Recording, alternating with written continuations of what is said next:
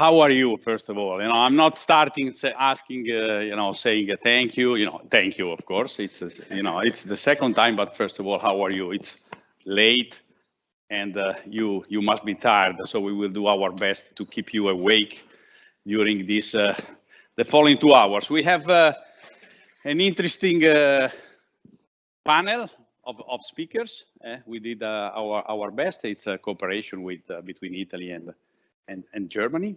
I have only 2 messages, 2 slides, so 5 minutes should be enough. And the title of the opening is we deal with social sustainability. So we touch the argument, the topic of lean, the workers, the conditions. I think that we should, step up. And the mega trend, one of the mega trend we have today is, ESG, sustainability. And let's have a look. Let's discuss briefly what do I mean by that, and why we are important also for this topic. I'm responsible for the slides, right? Let's see if it works. Yes. The first message is the following. We are going through a series of speeches. The first set of speeches is from academic people, professors.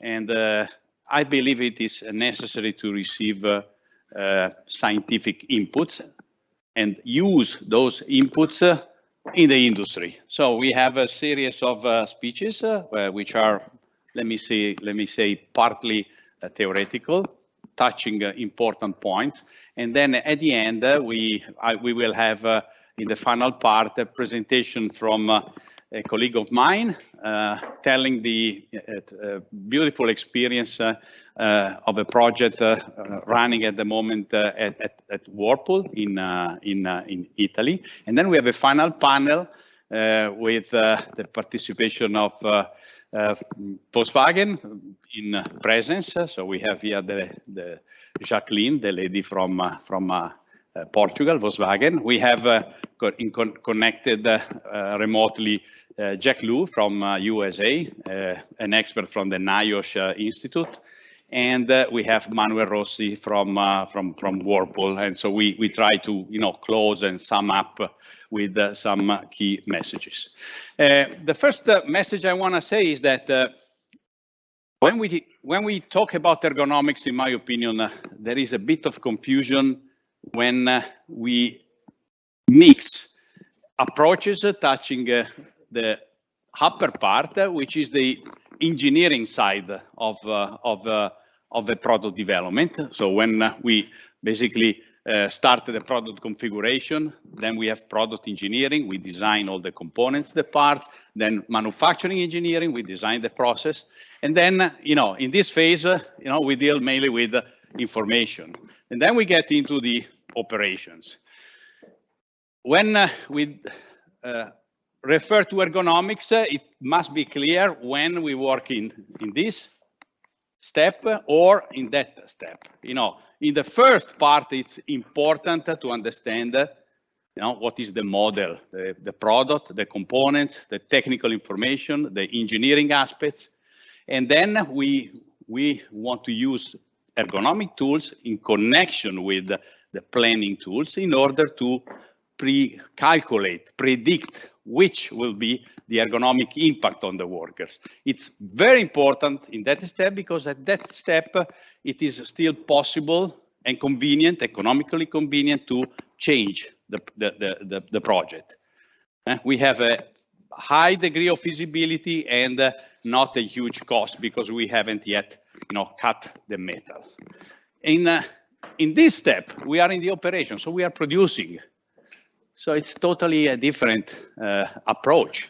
And we want to control the risk we may generate with our production method, cycle. So it's important to have tools, digital tools to, detect and collect the motions, for example, to calculate the degrees of bending, the reach distance, and so on. So we have the reality. And here it's important to map the risk. We are asked as industrial people to organize the work in order to avoid risk to our worker. So I make this opening because we will discuss topics in that area, which is an area very close to MTM, and we will touch also these aspects. So when we produce, which tools are available to prevent work-related musculoskeletal disorders. Next slide. I don't want to read the slide. Don't worry. It's about the ESG. Why we are connected with ESG. Of course, we are not. We do not have a lot of influence on the environment aspects. Even if you see that we have a strong and direct impact, because this slide comes from a project we are launching in Italy with our Fondazione, the Fondazione Ergo. We are setting up what we call an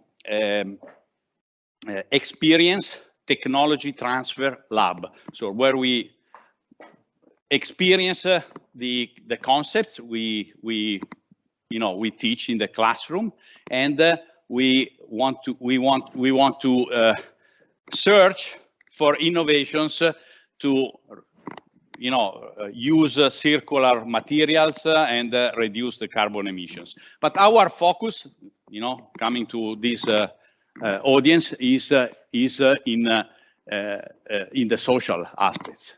Social aspects doesn't mean only to avoid young people working in bad conditions, but staying in Germany, in Italy, in Europe, in US, in the industrialized countries, it's important to deal with those aspects, labor management, health and safety, human capital development, supply chain labor standards. So a lot of companies, especially large groups, they work with the suppliers, tier 1, tier 2, tier 3 suppliers, not only to improve productivity, but to take care of the quality of the work. So these are the two introductory messages I wanted to give.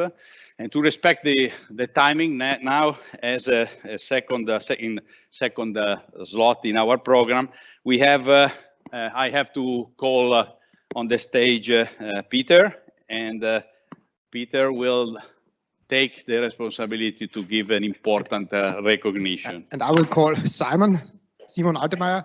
Thank you very much. We will.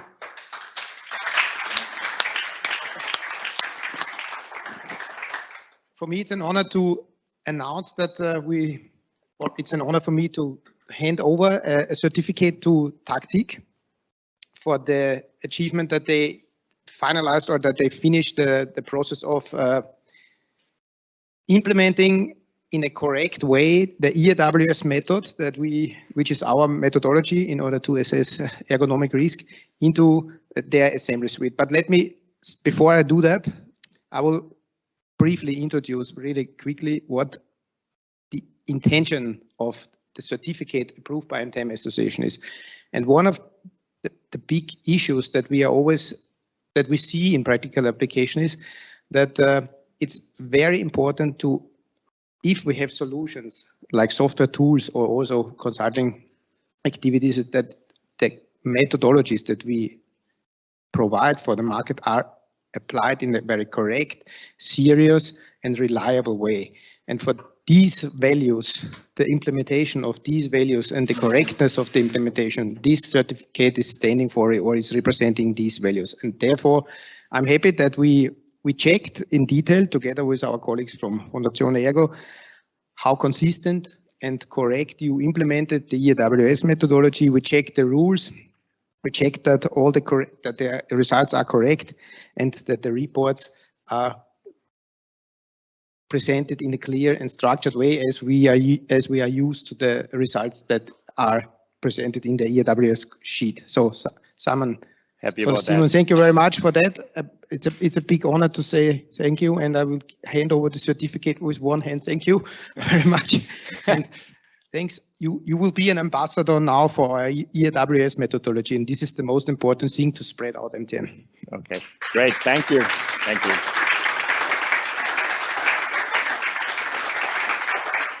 Maybe just some short words to that. Thank you very much, Gabriele and Peter, for handing over this certification. We're very much honored for that. Integrating ergonomics into our tactic assembly suite gives our customers the option to not only have maximum efficiency in their lines, but also good ergonomics. And in addition to that, if they integrate those two planning steps further, they reduce planning time massively. And now standing up here, receiving this official certificate, actually one of the first EAWS certifications. The first, obviously. The first one from the Fondazione Ergo and MTM Association makes my colleagues and me very proud. And I would like to say thank you for the very well organized certification process. Goes especially to the Italian guys at that point, and for your trust in us. And we're looking forward to further cooperating with you in the One MTM network in the future. That's what we do as well. Thank you very much. And thank you. Now we're handing over and we're leaving the stage again. Gabriele, are you ready? Yes. Thank you very much, Simon. Thank you.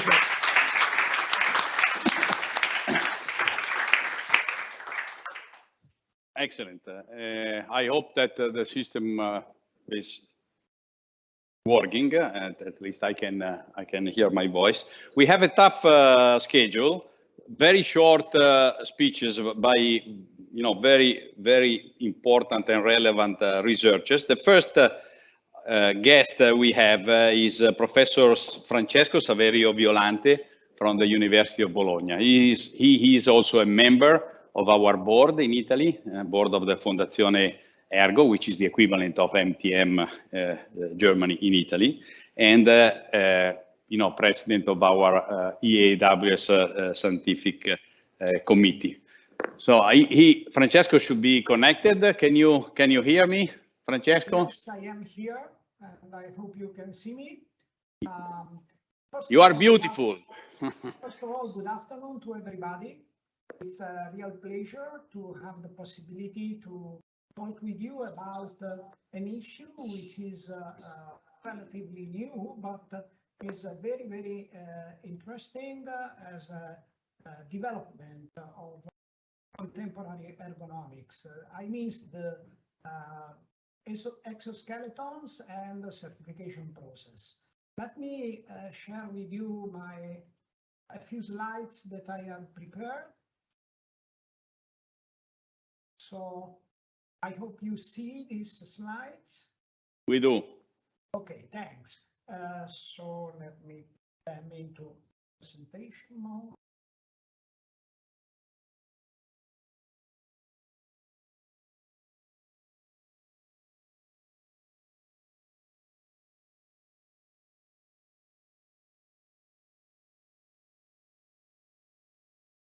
So now I am able to put them into presentation mode.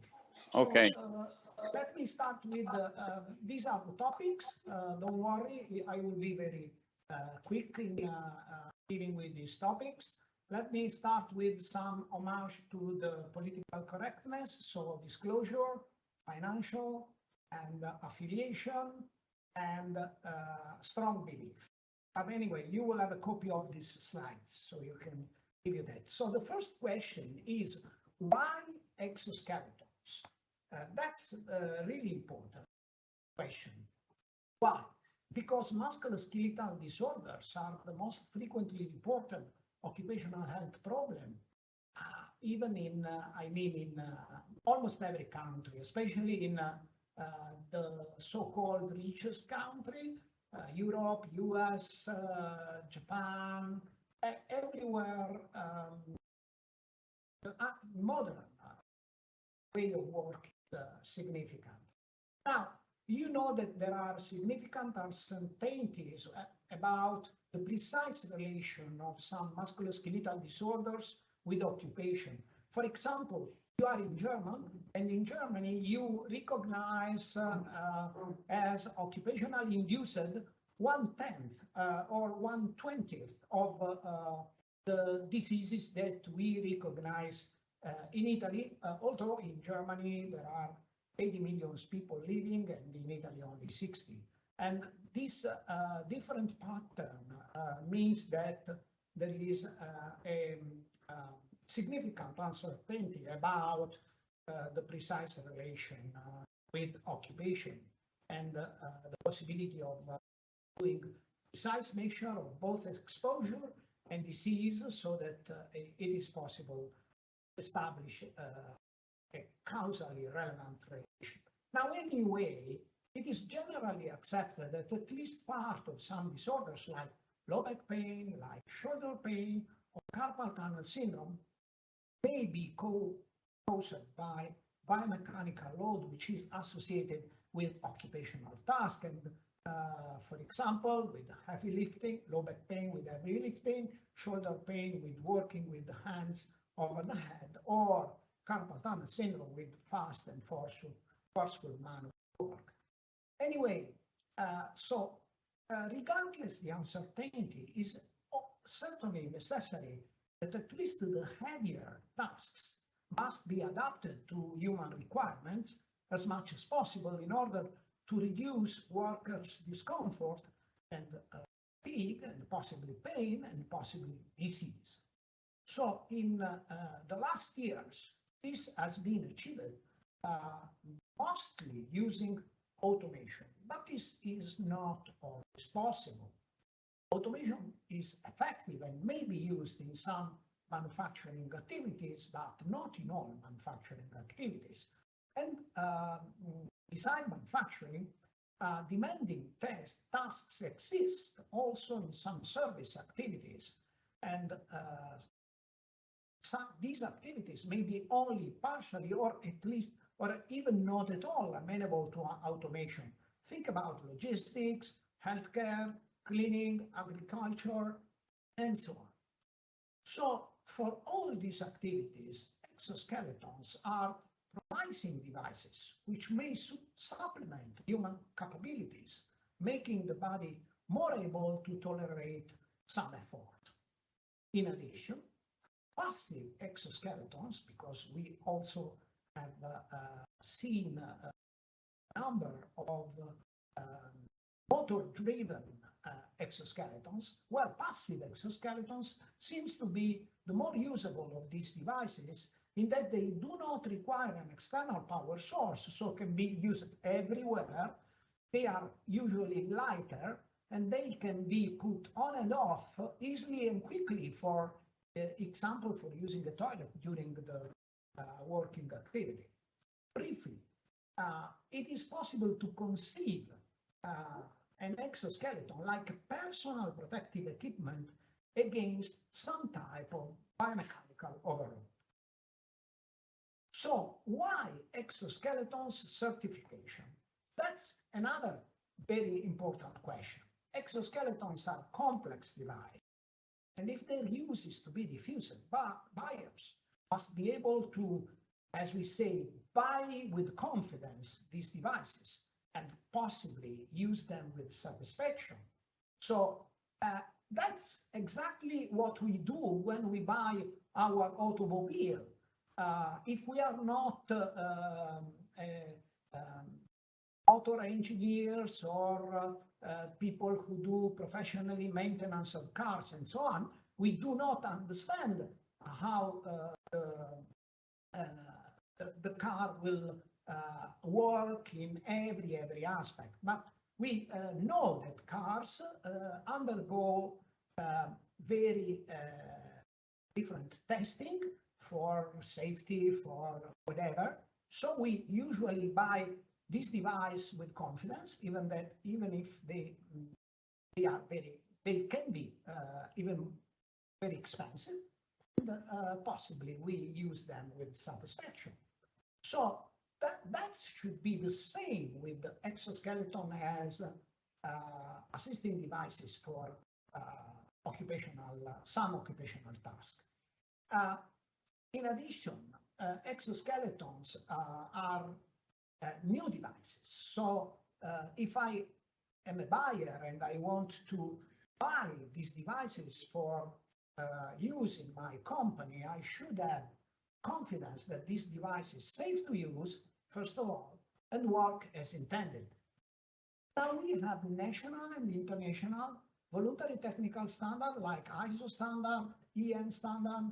In Italy, you have the DIN in Germany for personal protective equipments, and they essentially fulfill this task. And the buyer assumes that if I buy a certified personal protective equipment, this device will be both safe and effective. And the bottom line is will be worth the money I invest. Now, currently, a few technical standards are being developed for the certification of exoskeletons for occupational use. The F48 American standard is probably the one which is closer to its adoption. There is a special project in the national standard body in Italy and other around the world, but none of them is really very close to adoption, but the American standard probably. Now, how to certify exoskeletons? Conceptually, the certification, of course, is a process by which an organization which is not affiliated with the producers will state that the device has passed some sort of tests of safety and efficacy. Safety tests should be directed toward demonstrating that intended use of a device does not harm the user, including unintended but foreseeable circumstances. Efficacy tests should be directed toward demonstrating that intended use of a device protect the use against harm, as compared to the same task performed without the protecting device. Now, what's the catch is that safety and efficacy are relatively easier to address in the short term, but more difficult to prove in the long term. Addressing safety of exoskeleton in the short term is possible and relatively easy. Tests should be directed toward demonstrating that the use of the device does not expose the user to injuries of different nature, mechanical or whatever. Another issue is that safety certification should include usability evaluation in order to say to the intended user that the device that they are buying is usable, will not be an excessive burden to the user. Now, addressing safety in the long term is much more complex, as the question could be related, for example, to the use of the device for the whole working life, which is 8 hours a day, 40 hours a week for 40 years. So in the very long term. Now, what can I say about this? To my knowledge, no existing personal protective equipment, shoes, gloves, helmets, has ever been tested for safety in the long term before being introduced to the market. Nobody has, although I have searched extensively in international data banks, I haven't found a single study for which a person has been studied wearing a helmet for 40 years. So what we do is usually addressing the safety of a protective device in the short term. Then we extrapolate to the long term. To this end, we could do something more, for example, with exoskeletons, just because they are new and relatively complex device, possibly introducing some form of post-marketing monitoring after the certification of safety in the long term. That is what is being done with, for example, with drugs. Before a drug is put into use, there are studies on patients, a limited number of patients, but after the drug or the vaccine, for example, is introduced in the use, there is a system of monitoring for example, undesired effects of the use of this medication. And this can be done, for example, with also with the devices like exoskeletons. And here I am closing my presentation. The same can be said about the efficacy of the exoskeletons. In the short term, it is possible. It's a little bit more complex than safety testing, and because the test should be directed toward demonstrating that the use of the device at least significantly reduce muscular effort during the intended use. I'm talking about exoskeleton for work with hands about above the head, or for exoskeleton intended for supplement human capability during manual material.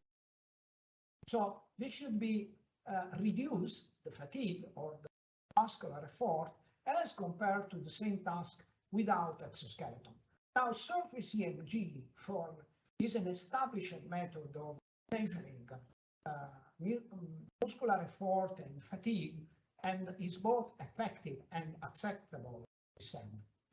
However, some musculoskeletal disorders, for example, tendon disorders or intervertebral disc disorders, are caused by occupational biomechanical overload, for which the measuring of muscular effort is not so relevant.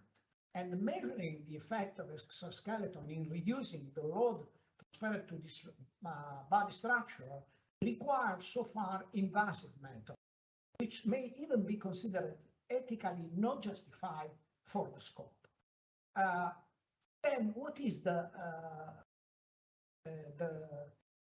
conclusion of this presentation?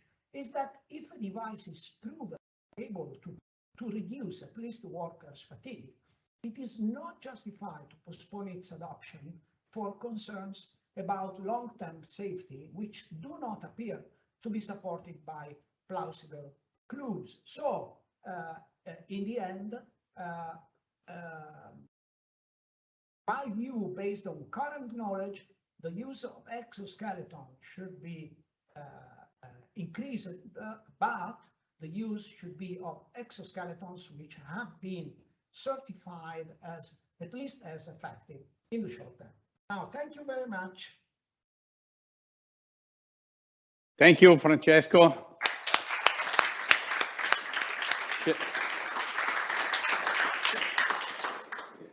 Well, I hope that the microphone works. Otherwise, I use the ice cream.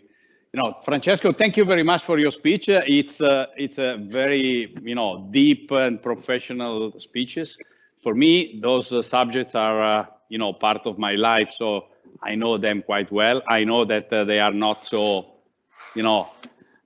easy to catch from the first, from the first round. But the messages given by Francesco are very relevant to today. During the presentation, we have seen, some cases, examples of exoskeletons, and the position of Francesco, Professor Violante, is very strong. He takes a strong position with a positive attitude. We are running several studies on the exoskeleton. We have certified, some exoskeletons with all the reserves and the preconditions, very well highlighted today during the presentation of the exoskeletons. But we are, wherever it is possible, and to reduce, to improve the conditions, and there are no other solutions, as it was clearly stated today by that pyramid, with the 3 levels.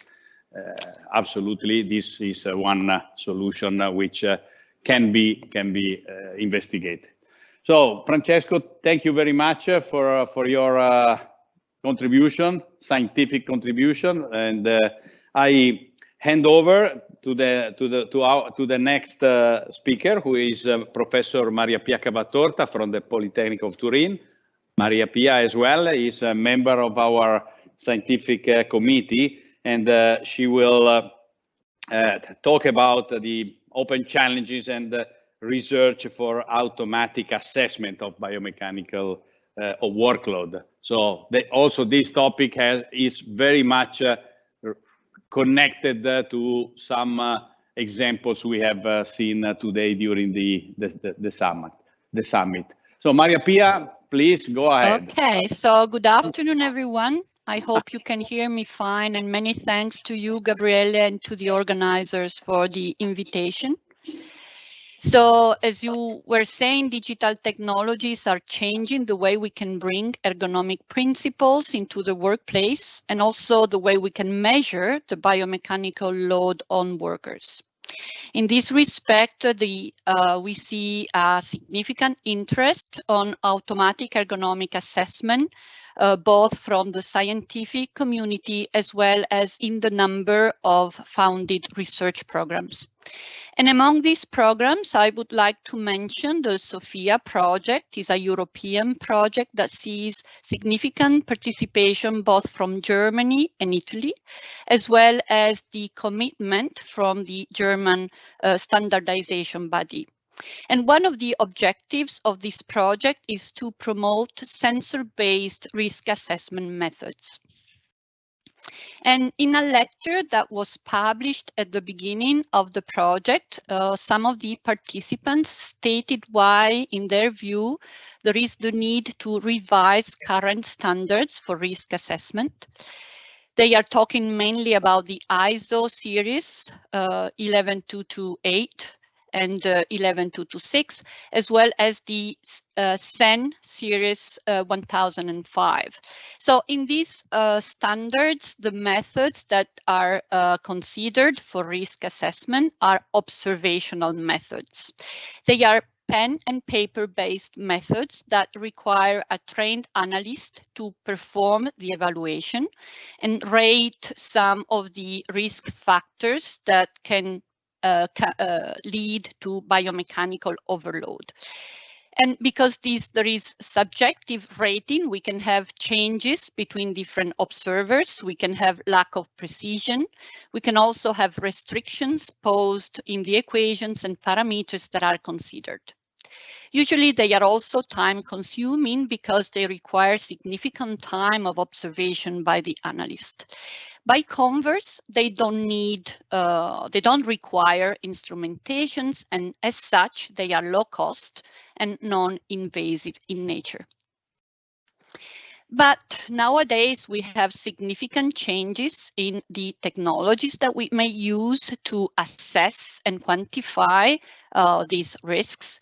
For example, inertia sensors that can be worn and that can provide information on body motions, body angles. Just recently, a glove has been launched in the market that allow a fine tracking on finger movements. So to be able to evaluate what is the type of grip used by the worker, as well as to assess the wrist angles. And as you were saying, we also have surface electromyography sensors that are now fully portable and miniaturized. They can allow for monitoring of what is the muscular effort, like in this example for different values of the lifting index, or to monitor the onset of muscular fatigue. And nowadays we are seeing also integrated sensors, EMG sensors together with inertia sensors. But there are also wearable sensors that are present in the market, for example, to monitor what are physiological parameters like the heart rate and the skin temperature. And some of these wristbands are equipped with 3-axis accelerometers, so they have some capabilities of motion tracking. And they may be used, for example, to identify the type of activity that the worker is performing. And for each activity, so knowing what is the duration and the level of biometric data and therefore of effort of the worker. Some companies are also launching some wearable sensors for training purposes. So the idea may be, for example, to provide feedback to the worker on real time on what is, for example, the strategy that they are adopting during lifting activities. So hopefully to reduce what can be the injury at the workplace. Not only wearable devices, we are seeing also a lot of advances in terms of computer vision and in terms of, for example, motion tracking. And we know that now 3D depth cameras are very small and still quite accurate. They come also on our mobile phones. So there are commercial applications for the mobile phone to register motion and to have an idea of what the posture angles of the workers are. So the idea of this SOFIA project is, why don't we use these technologies to make a risk assessment which is sensors based, so based on direct measurements. And I know some time has passed since 2005, but in a very highly cited, more than 1,000 citations, Dr. David actually looked into what was the scientific literature on risk assessment methods to come to the conclusion that when it comes to research, for sure, direct measurements are extremely valid. So by measuring quantitatively what are the risk factors, we can learn a lot about the type of risks to which the workers are exposed.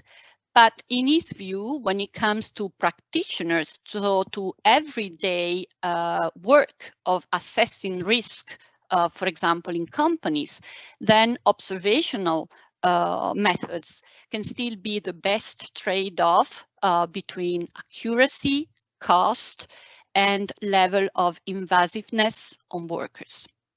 So for sure, time has passed, technology has changed, but I believe some of the points that were raised by Dr. David are still valid, and this is also the opinion of many people on standardization body. So when it comes to the workplace, when it comes to the everyday assessment, can we really trust that these technology are applicable? Because we know most of the researches that were published by independent researchers on the validity of sensor-based risk assessments actually are limited mostly to the laboratory environment or to small size, pilot studies in companies. So there is the need for sure to assess compatibility in a broad sense of these sensors with the work environment. So we know, for example, that there has been in the past problems of magnetic interference with inertial sensors that have been now addressed, but still we don't know what is the level of acceptability for workers on wearing sensors, for example, during a whole shift. What is the level of discomfort they can feel? Is there some hindrance to movements? What about possible interaction with parts of the work environment? And when it comes, for example, to computer vision and to cameras, do we really have the space in the workplace to really position the cameras to be effective? Are there visual occlusions by objects in the environment, by body segments of the same worker or by different workers? Then there is obviously the question of costs. How affordable are these sensors, especially if we have to think of a wide range application in small, medium-sized companies? What is the level of skills that can be required for the correct use of these technologies? Let's think of calibration procedures, for example, or the right positioning of sensors. We know they are talking about implementing some machine learning programs, algorithms to maybe be able to cut off some of these errors, but these will increase the computational cost of data processing. And then obviously we have problems of privacy. Whenever we record data and we store data, how can we deal with the fear by workers of being tracked when we use sensors? So there are significant issues that are open, obviously, for discussion. Some are technical issues, but some are also concerned with company policies and in some cases also national policy when it comes to privacy. And then there is another point that is raised by the SOFIA project, and that was also raised by the previous talk. What about when we are dealing with exo-assisted work tasks? So can we still use methods that are present currently in the standards to rate the effort by the worker? And this is true obviously for passive exoskeletons. It can be even more complex when it comes to active exoskeletons. And in general, when it comes to close interactions with with robotic systems, like for example, in collaborative robots. So obviously this is another open questions on current methods. They originated to assess manual work. Can they be still suitable for today working scenarios?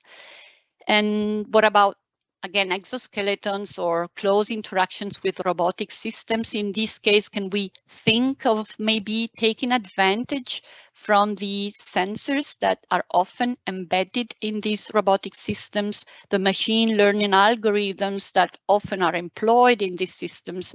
Can they help with risk assessment? And then there is a more general question, and I stop here.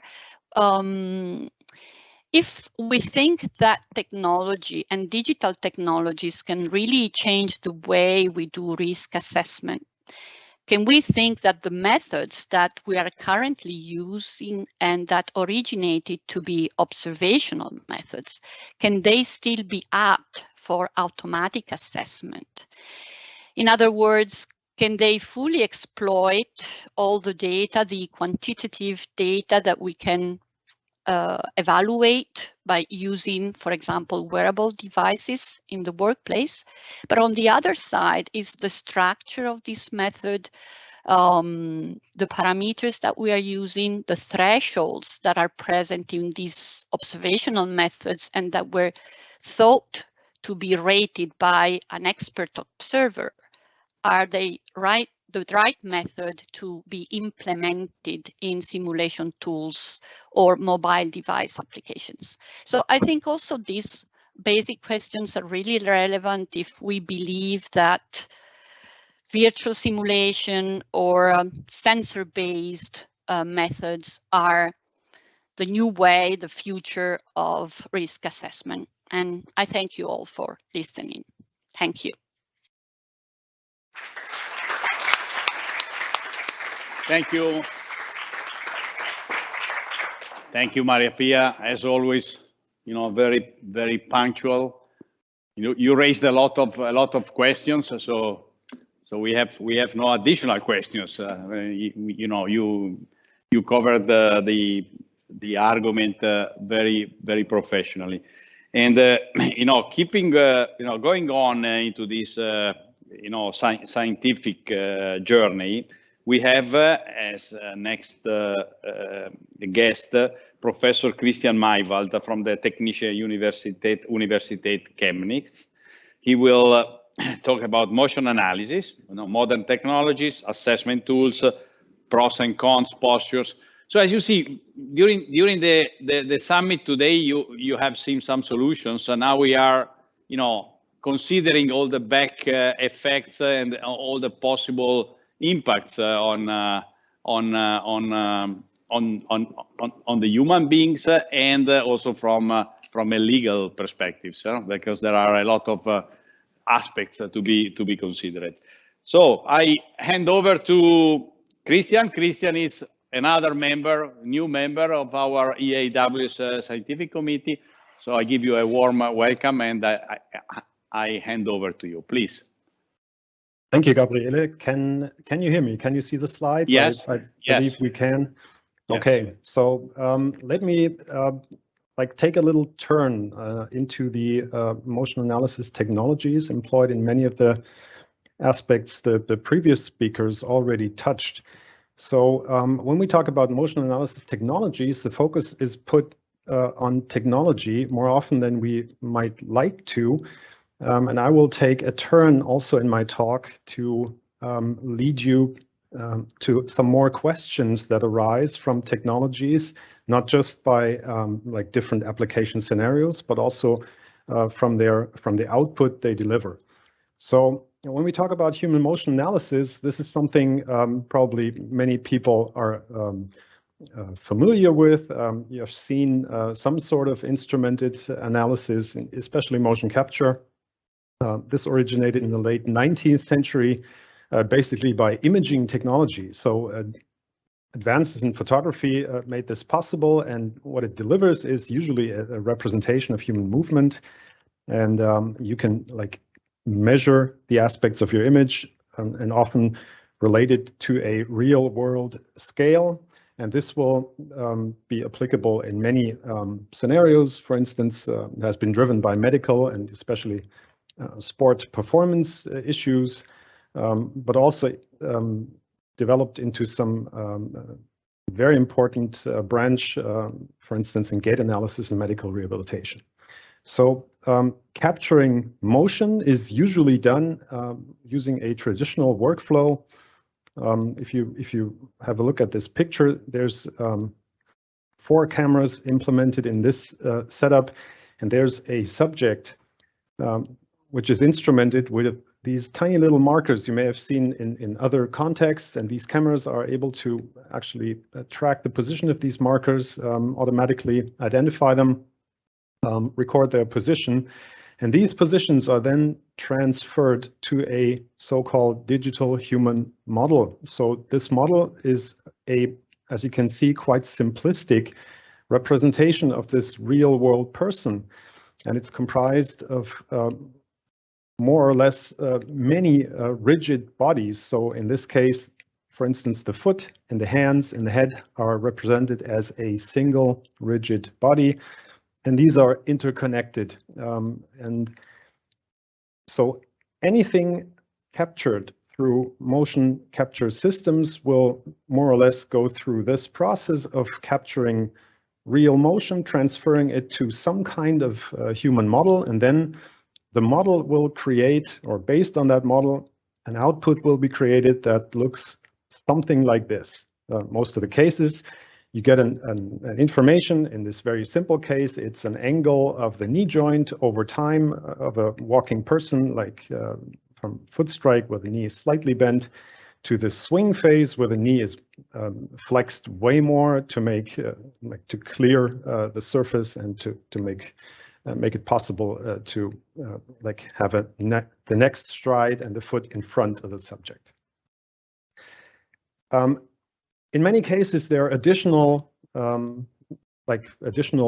parameters covered, for instance, forces or muscle activity. Pia Maria has covered that a little bit.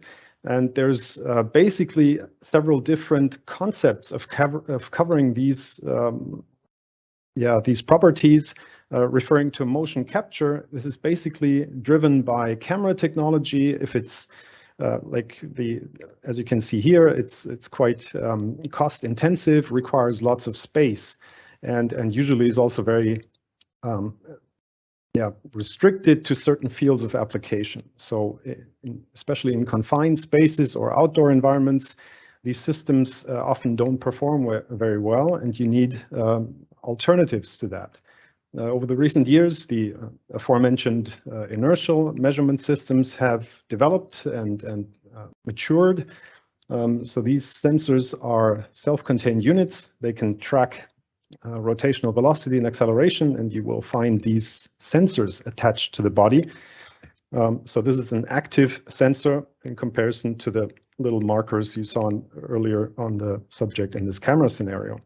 There are certain advantages and drawbacks with this solution I will cover in the next slide. So I want to point out some other technologies that may be less well known, and they're actually far older than the other two, or at least as old as I think the electromechanical devices like goniometers, which are basically tracking motion through strain gauges and applying these to a two-segment joint model like here with this elbow will enable you to track motion as well with a totally different technological concept compared to the other two approaches.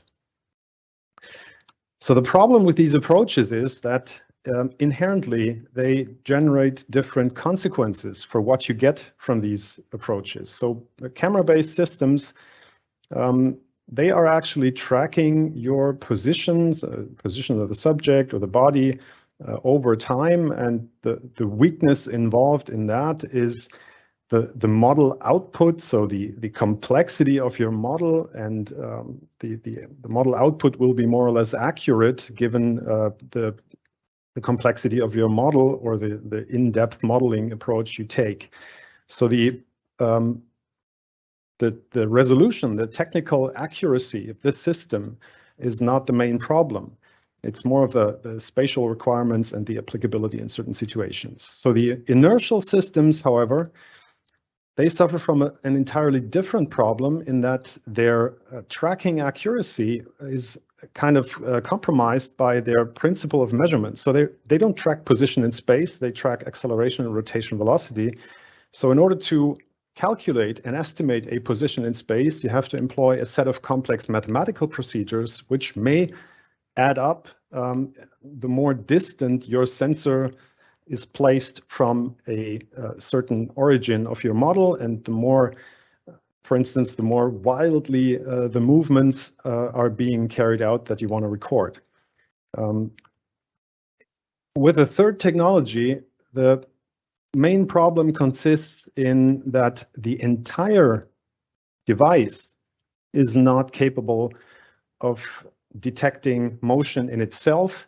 So it's just a relative motion or a relative change in angular position. So this might be an approach for really specific and local motion capture tasks, and is certainly not usable for like full body motion capture as you would expect in camera and inertially based measurement systems. So and this goes back to what Gabriele mentioned at the beginning of his introduction. It is probably very important to differentiate between the scenario of application you're aiming at.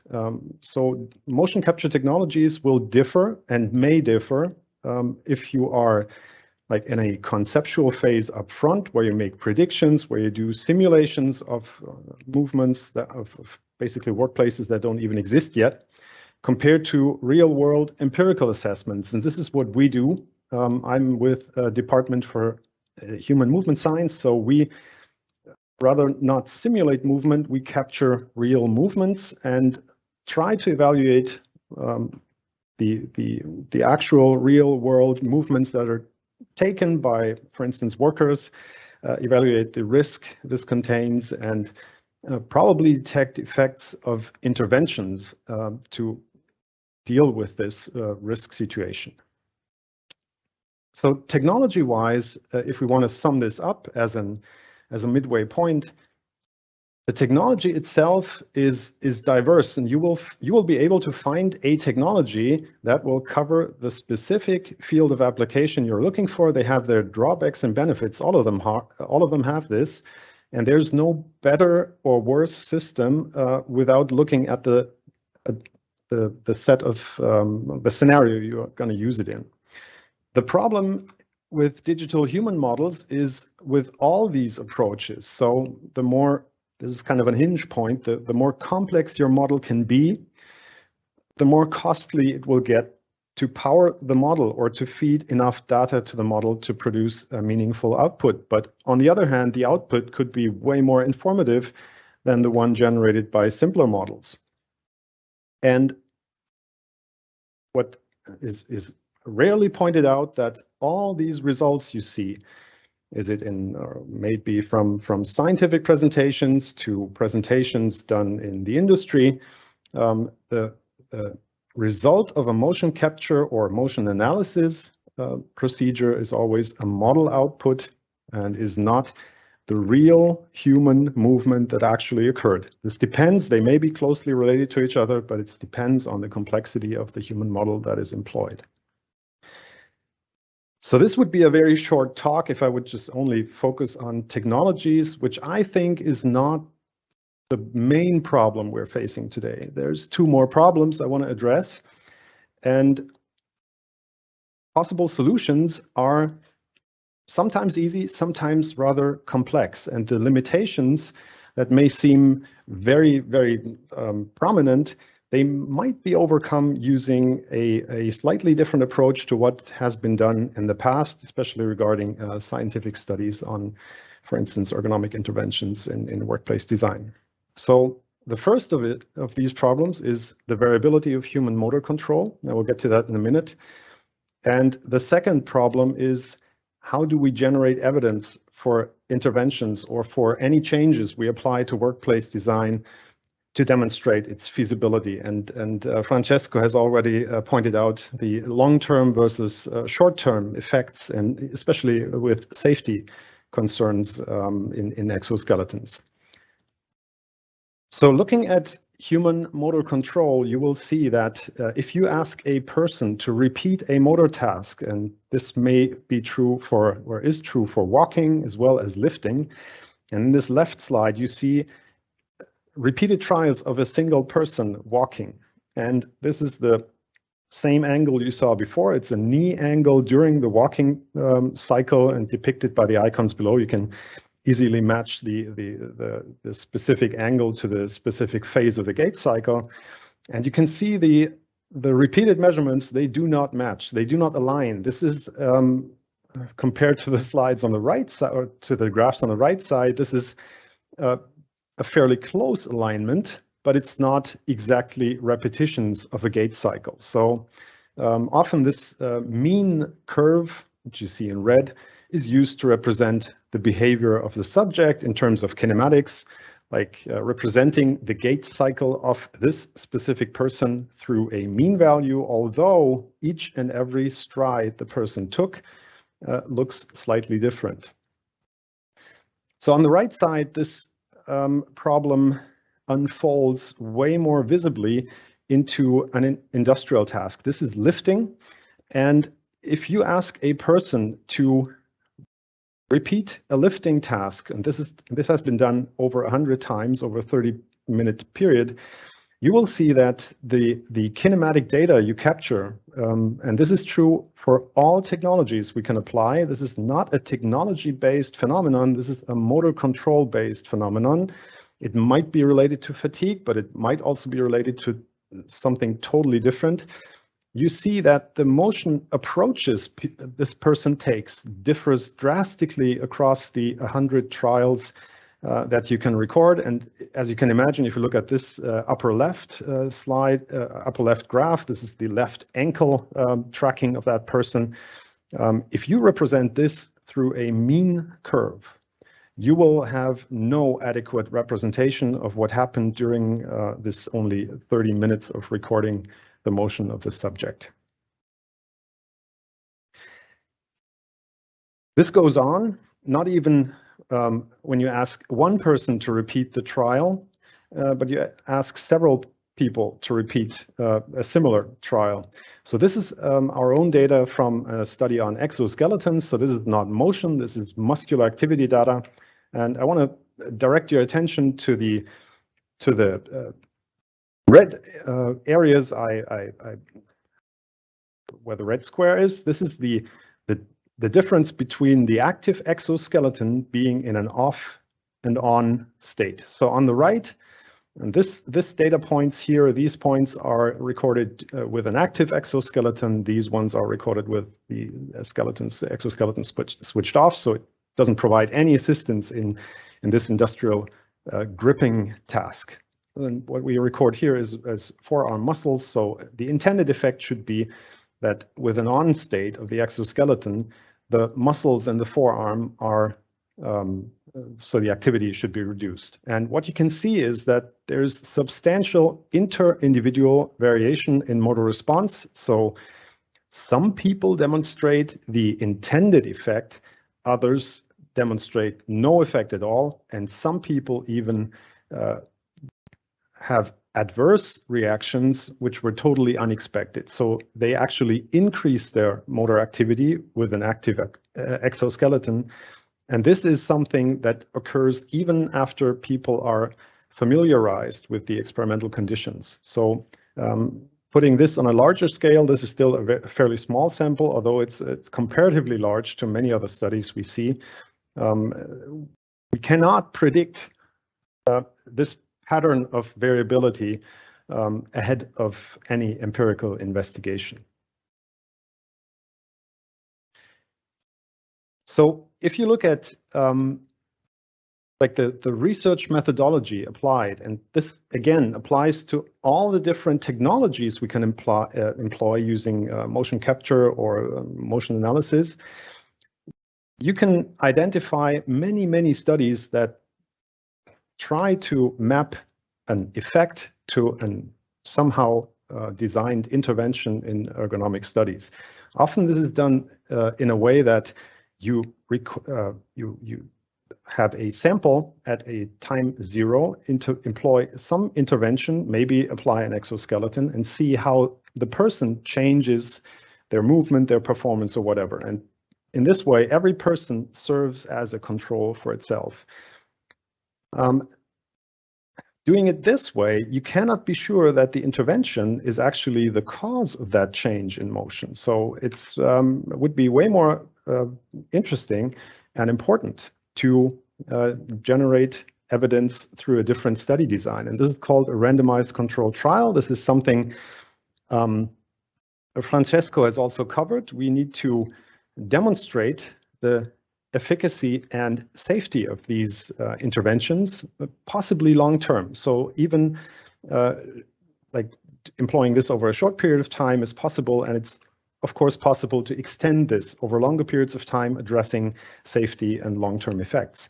If you look at the existing literature on any ergonomic setting which employ these kind of study designs, you will hardly find any suitable review within, for instance, the Cochrane database, which is the standard database for, like if you want to check the actual the state of evidence of any medical intervention.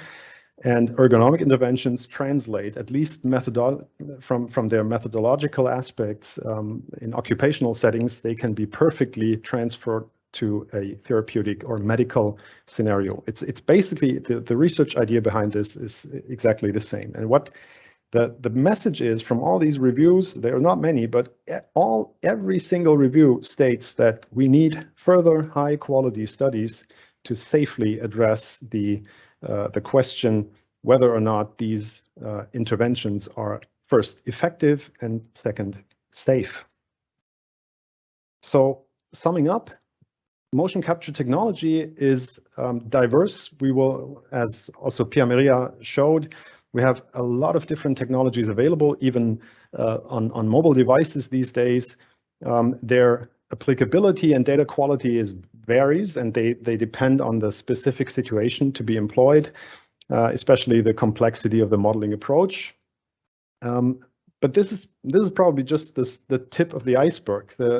Might be even more important to consider things like intrasubject variability. So what's up with this variations in repeated, sorry for the typo here, in repeated motor response? This is largely unclear. Many people just regard this as noise, but it's very likely that this is not noise, but actually meaningful, because people who are experts at a certain task demonstrate a different pattern of variability than people who are new at a task. And this is several factors influence this, beginning from expertise, fatigue, and so on. Intersubject movement variability is also a big problem. So group means might be unsuitable for decision making.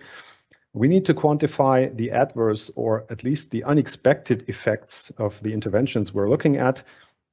Even using motion capture, we have hypotheses or intended effects we deem or we seem to address. And if something occurs that is in opposite of what we expect, we cannot average this out and hope for the best that in all the group effect will be net positive, but we have to move towards a concept that is more oriented towards the medical sciences, where you actually rate and quantify the number of these effects. And finally, the study design, I mentioned that. I think it is often under complex, so we need a more comprehensive study design, probably randomized control trials, especially using motion analysis. This will be more expensive than the approaches taken in the past, but it's, as far as I'm concerned, one of the only ways out of this problem to address the long-term effects of the interventions we apply. And that's the references I've been using. So I'm used to scientific principles, so I'm showing these to you, and thank you for your attention.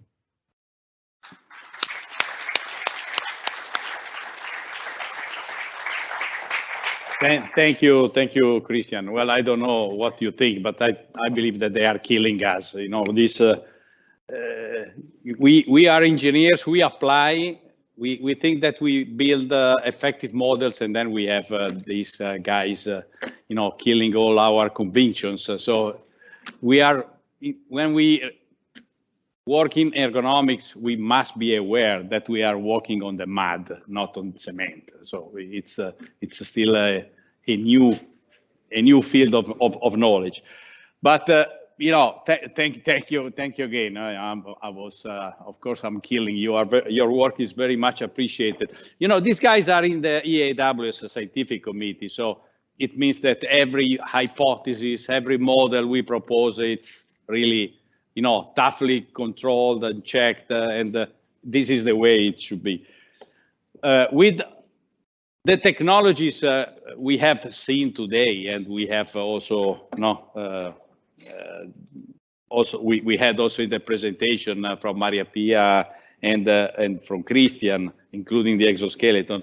You know, we collect a lot of data. Now, Christopher Brandl from the Aachen University will talk about data utilization. What do we do with this data, and how we can, you know, exploit and leverage from the availability of this data. Please, up to you.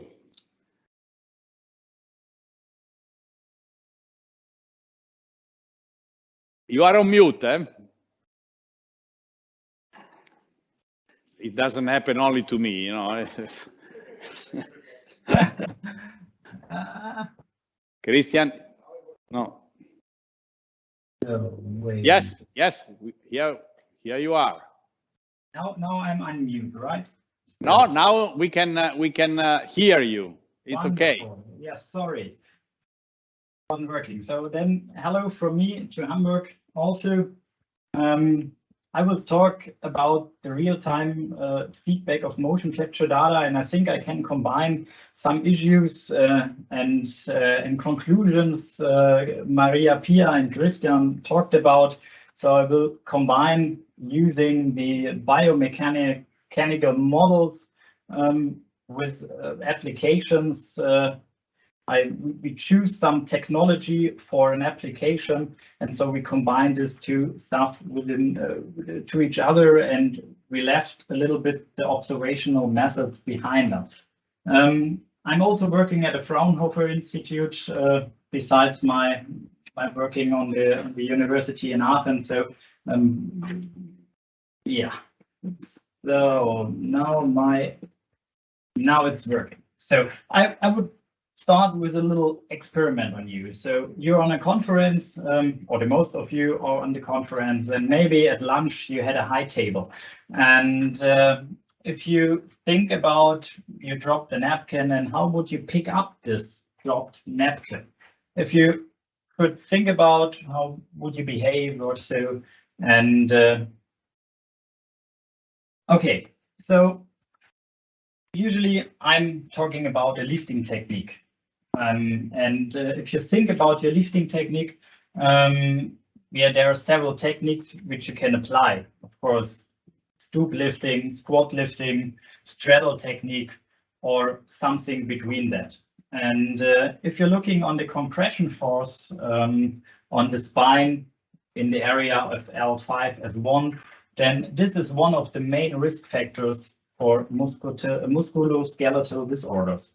And as you can see here in the data, usually stoop lifting is more riskful than squat lifting in the point of compression force. And if you're doing a squat lifting, even with 10 loads, with 10 kilogram load, you have a lower compression force than with stoop lifting without a load. So a proper lifting technique can reduce the risk of musculoskeletal disorders significantly. And we all know, and we had talked about before, musculoskeletal disorders are a main issue in our industries in Germany, in US, in the European Union, and we have to work further on that. So what we did is a kind of an application in woodwork. And of course, in woodwork, you have a lot of manual handling of loads, you have forced postures and so on. And they have defined and implemented a lot of measures to get the work better. And of course, by law, you have to manual load handling training or instructions. But yeah, you can think about if this trainings are effective as a measure. Because we have a phenomenon, and this is called the inert knowledge.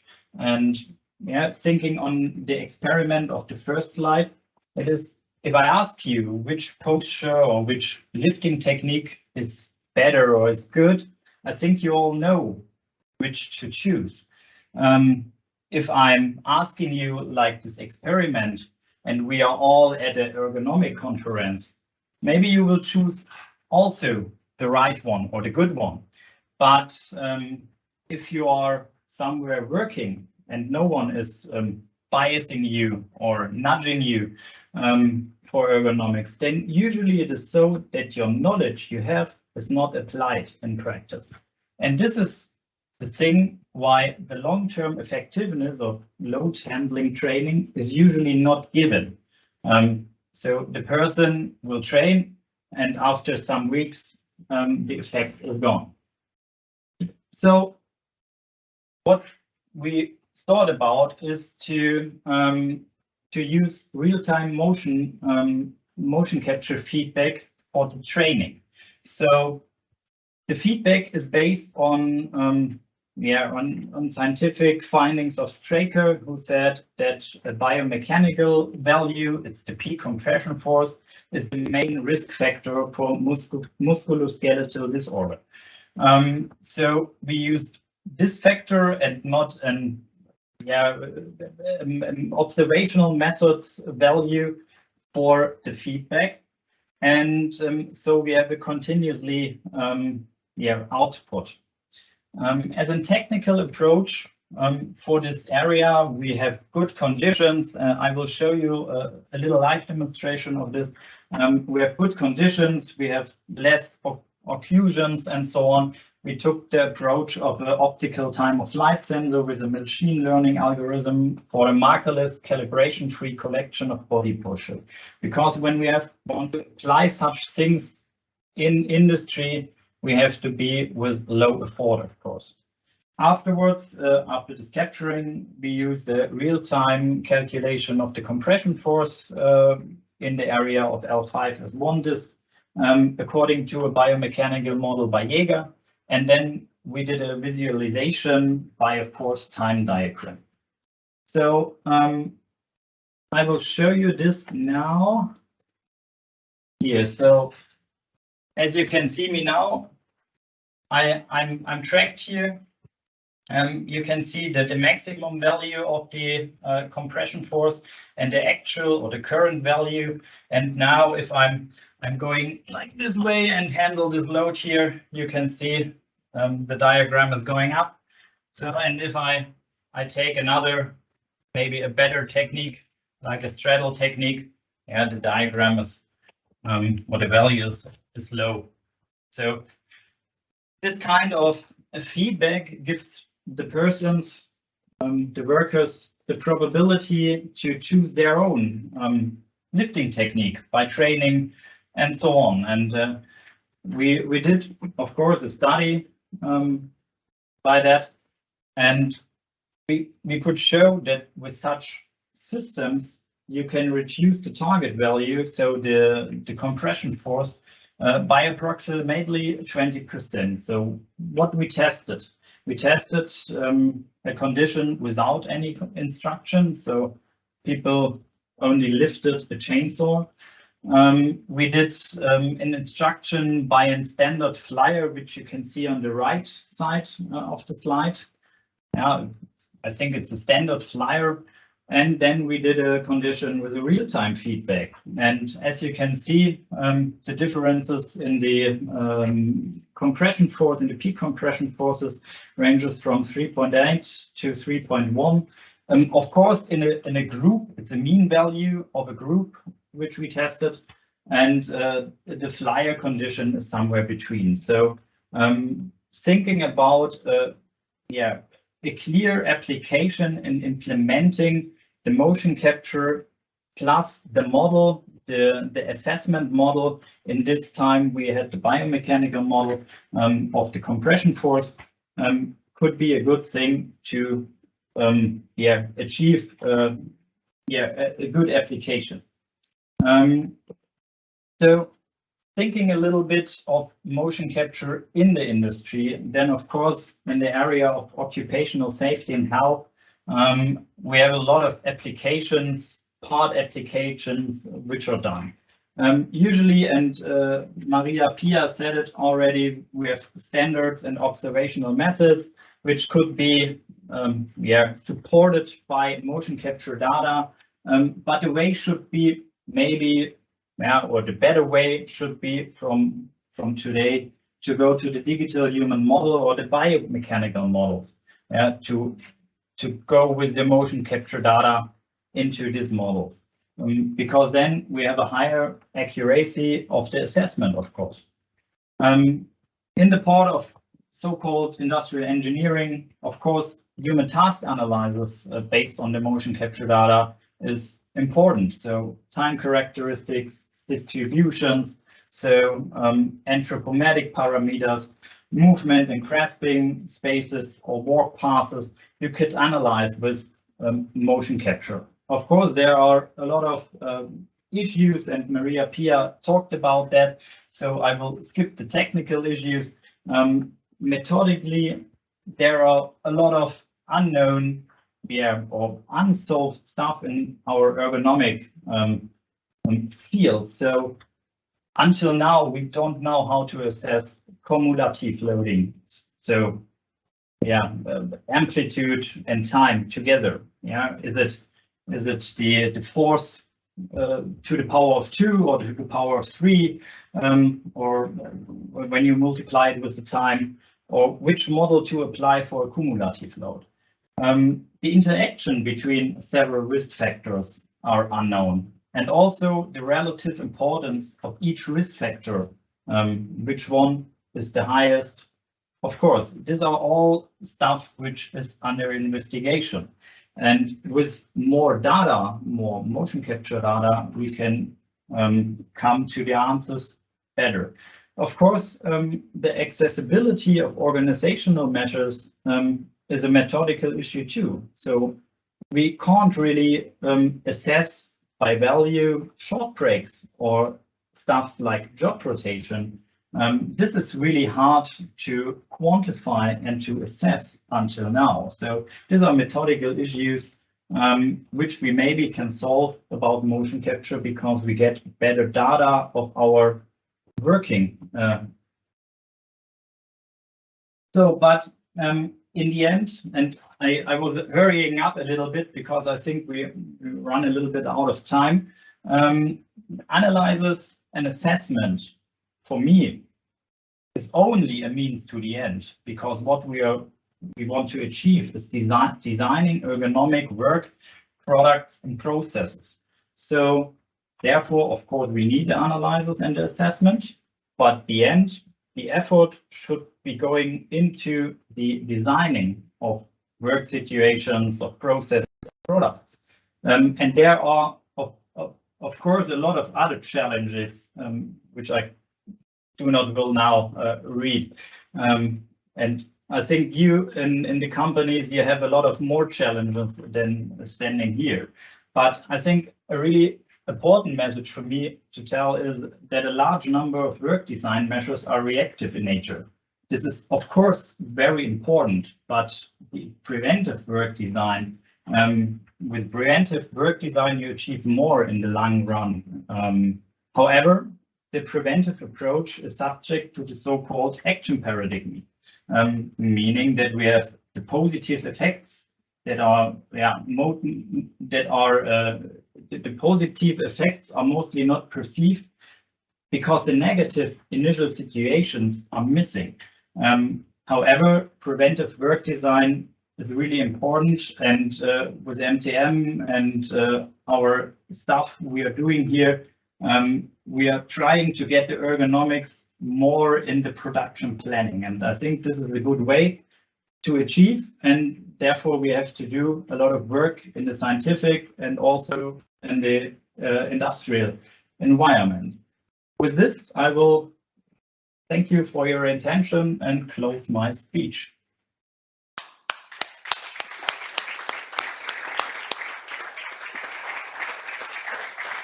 Thank you, Christopher.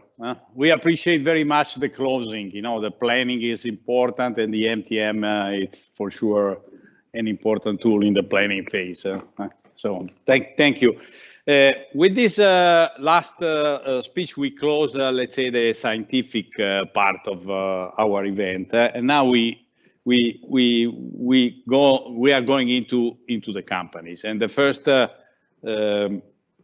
before opening our final roundtable, I have invited Carlo. Carlo Rubano is a colleague of mine at PwC from Italy.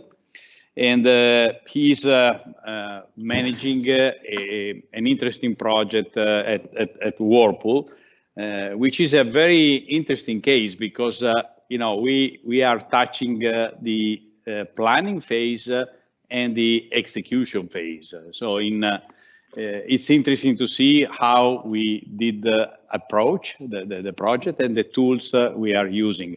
In the final roundtable, we have as a witness, we have invited Manuel Rossi. Manuel Rossi is the industrial director managing some factories from Whirlpool, and in particular the factories where we are running this project. So we can also listen to the voice of the client in this case.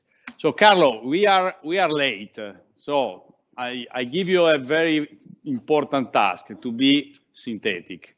So please pay attention to the stopwatch. Thank you, Gabriele. Okay. Just a second, I will share my presentation.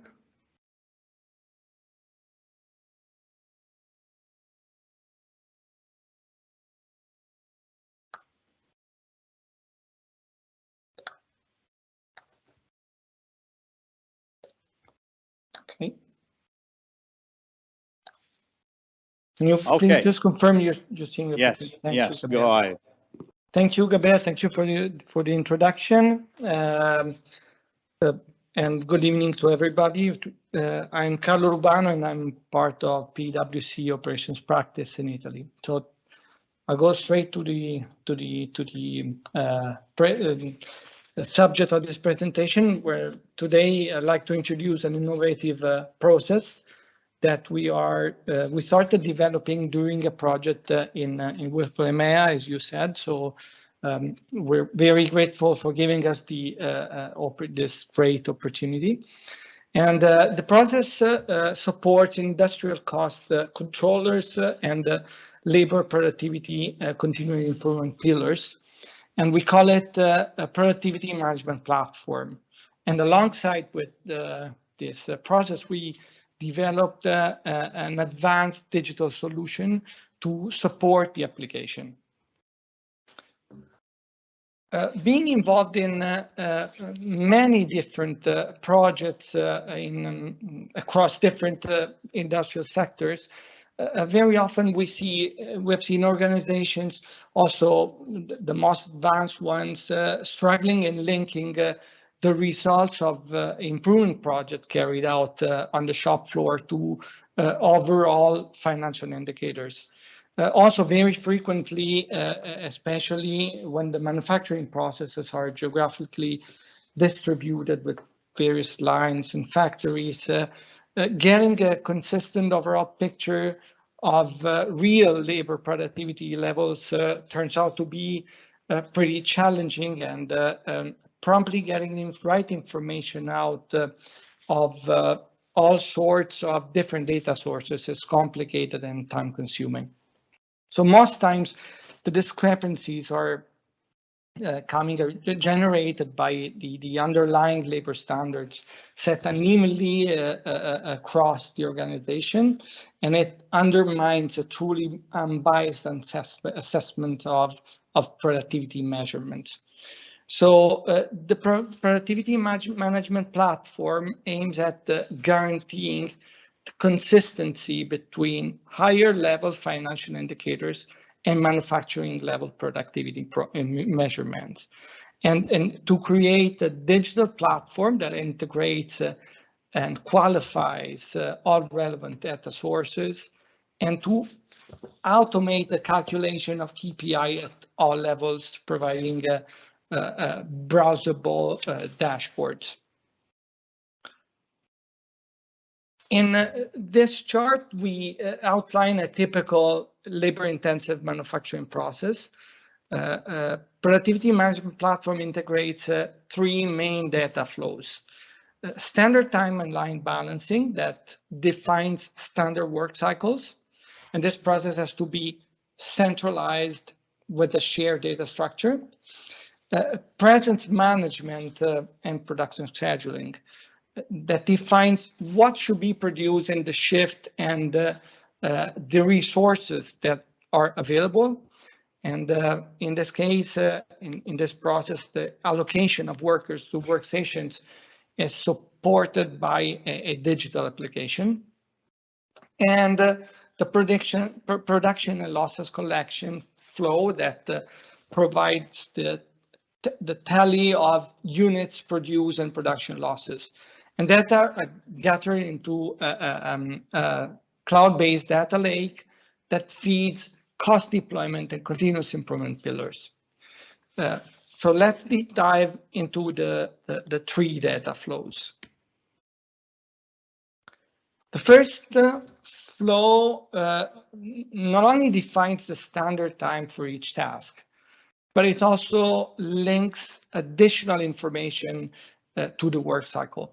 So first of all, standard times are set with the MTM UAS or another equivalent MTM system. So we get multi-level data structure in the typical MTM analytic approach.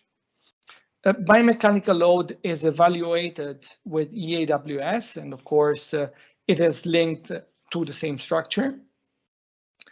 The required technical skills are linked to each task. So a standard set of assignable skills is defined and follows the task whenever a rebalancing occurs. And finally, value-adding analysis is performed applying the same application rules across the organization. So all of these steps can be carried out in Tycoon 4, which is the solution of choice for work cycle management in our platform and allows for a centralized time management governance that ensures the application of consistent standards throughout the organization. This second flow, the presence management flow, provides a detailed mapping of the man hours that are poured into the process. So the actual presence hours are tracked across the plant at line level or at work center level, both for direct and indirect workers. And any deviations from the expected attendance is promptly detected, and the corrections can be made directly by team leaders, who can also manage other daily tasks like absence requests and loan requests from other teams. And the production schedule is retrieved from scheduling systems and linked to standard line balancing. So as we've seen before, information regarding task by mechanical load and the required technical skills are also available for each scheduled batch and workstation. So this means that what is needed to execute the work cycle at each workstation is clearly defined. The allocation process is the step that bridges the gap between production scheduling and execution. So most times the actual allocation of workers to a specific task or a workstation is carried out by the team leaders simply relying on their own practical knowledge of work and people, and in the best case scenario, supported with basic and non-integrated tools. Productivity management platform provides the team leaders with a user-friendly app that suggests optimal work allocation, retrieving all relevant information from the integrated data sources. So during the execution phase, production data are collected directly from MES systems whenever available, or from standardized production reports, and are promptly available for analysis, like cost deployment and improvement project analysis. So productivity management platform and also embeds a comprehensive set of labor productivity KPI based on international standards. Our PwC team has developed a dedicated app to enable productivity management platform process. The application is named Efficiency and Ergonomics Assistant. This application helps the team leaders in carrying out their daily tasks by providing prompt information and full visibility about crew availability, loan requests from other teams, scheduling changes, and etc. Team leaders can also handle workers' present variations directly in-app and manage vacation requests. But let's say that the feature that really makes Efficiency and Ergonomics Assistant stand out is the embedded worker allocation algorithm that proposes the right person to assign to a specific workstation, considering the information linked to a standard cycle and workers' physical characteristics and potential limitations. So let's go through some of the features.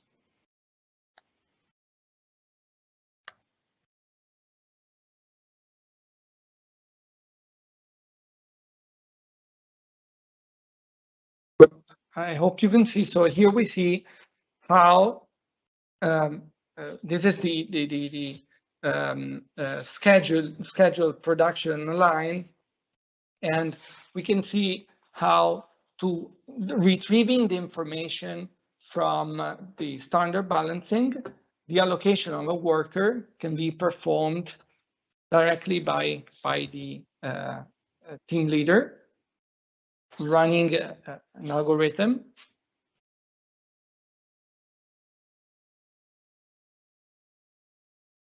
And it proposes the suitable workers to be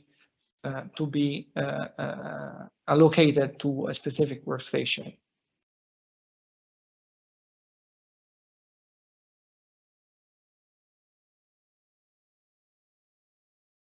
It is also possible to remove some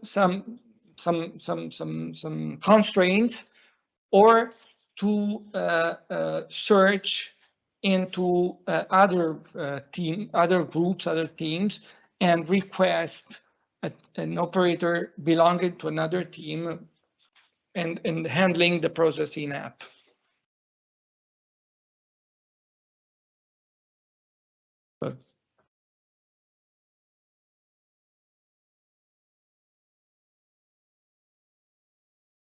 This way, all the modifications are tracked.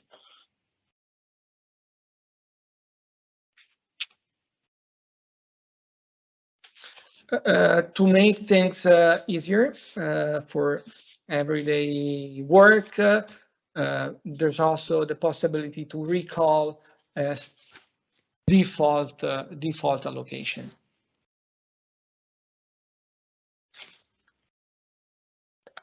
And we see a couple of other features. This is how we can, how the team leader can manage modifications of the presence, expected presence of the operators.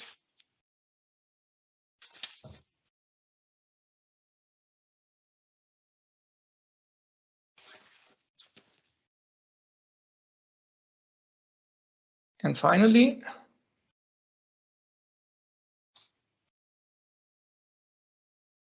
it is possible to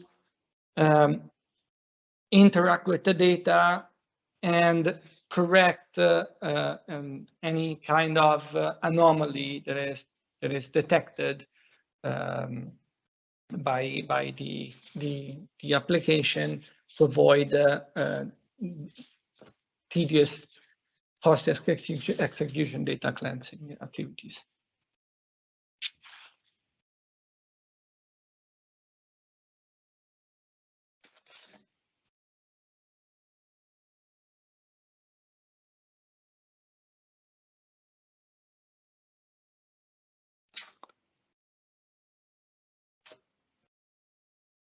So efficiency and ergonomics assistant, as you have seen, preventively checks the suitability of workers with a certain task, considering all 4 EAWS sections. This means that workers' physical limitations are checked against the 4 EAWS section scores and that are linked to the specific task.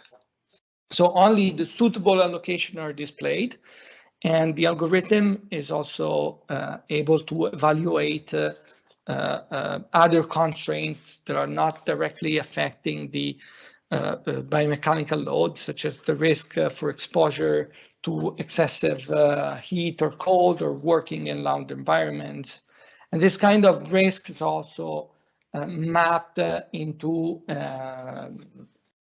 the system for any workstation. The digital solution embeds a productivity deployment dashboard that is fed with up-to-date shop floor data.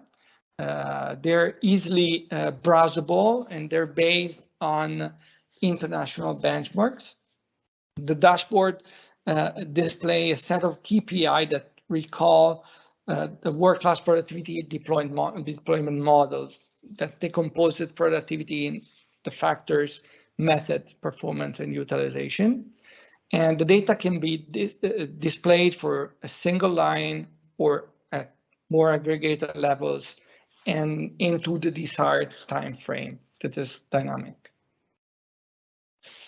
So productivity management platform brings world-class standards to life by ensuring ergonomic sustainability. It's based on EAWS, empowering shop floor managers, enhance the visibility of executive levels because data from the shop floor are available for top levels quickly, and unlock organizations' improvement potentials. All, thank you very much for the attention.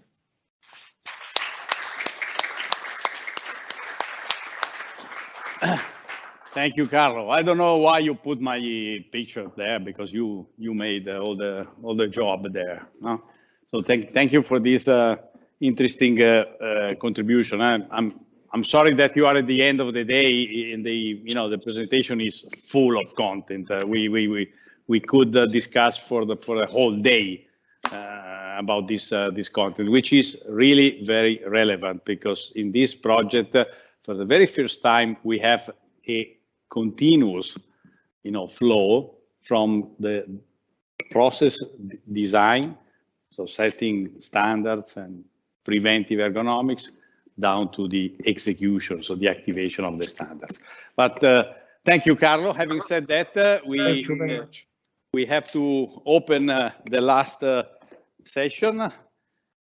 So I invite personally Jacqueline from Volkswagen, who is present physically. So it's a great honor. Thank you, Jacqueline. Thank you.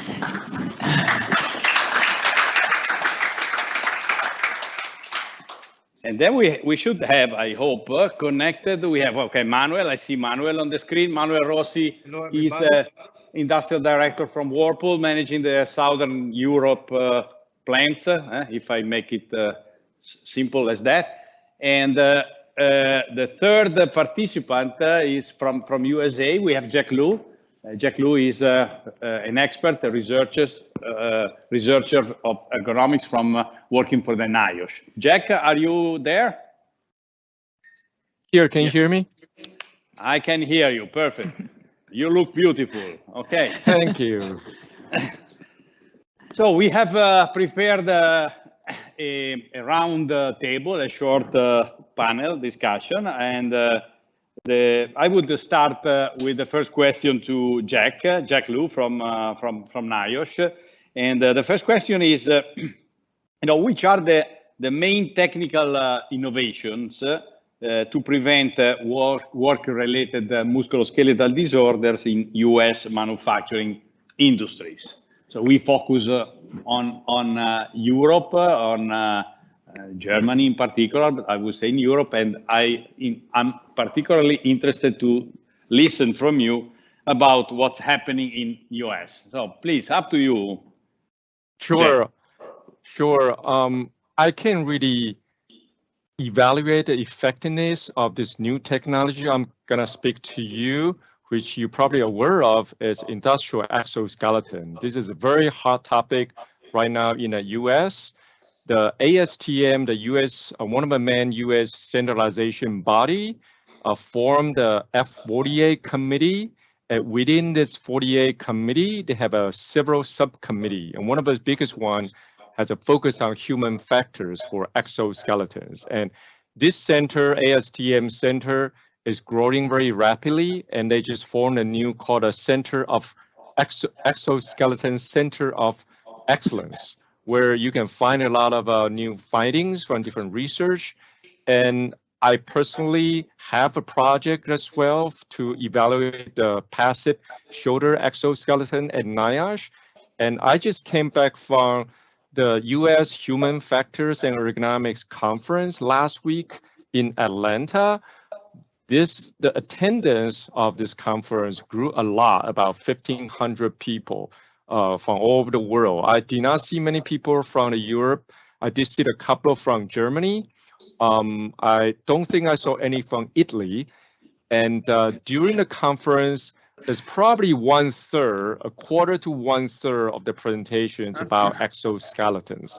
So, but at this stage of the research, I still don't know if exoskeleton is a good new technology for solving the MSD problems in the workplace, because one of a field study that just came out from the U.S. from Maury Nussbaum's group at Virginia Tech University, in partnership with the Ford automotive industry, the company, you guys know Ford, right?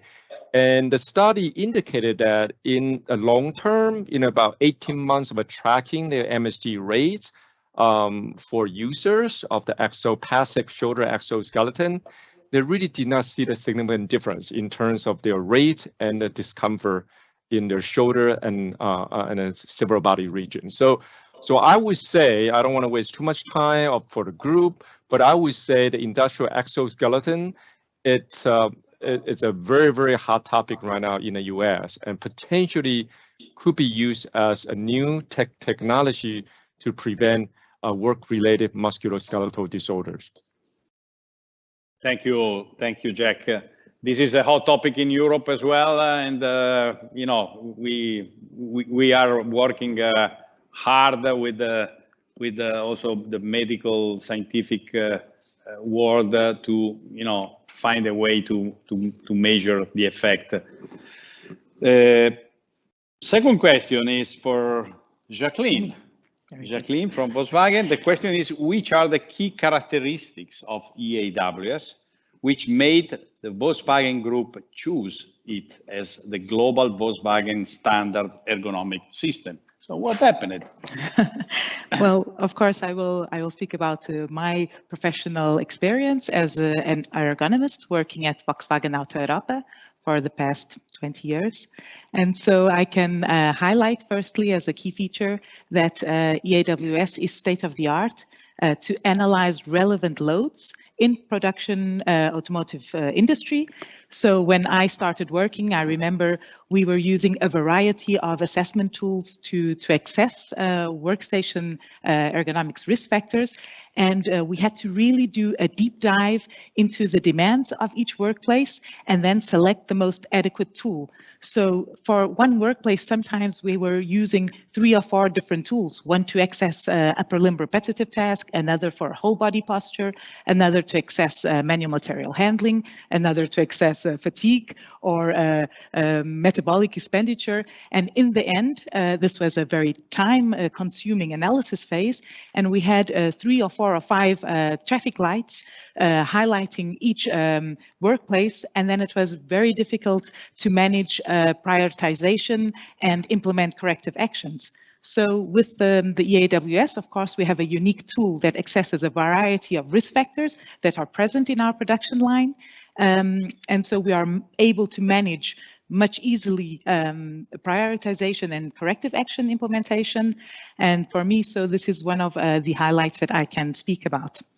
Also, there is a very high compatibility with the MTM process building blocks.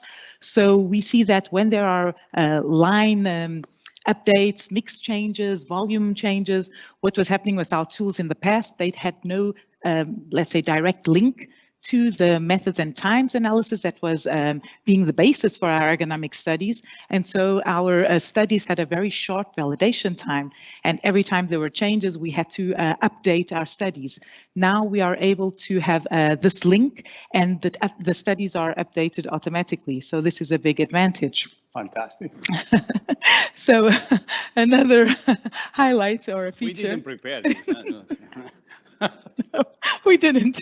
So maybe another feature is, of course, that, as you said, it is a standard tool in the Volkswagen Group. So plants are capable to be benchmarking between themselves, because we are able to compare our analysis.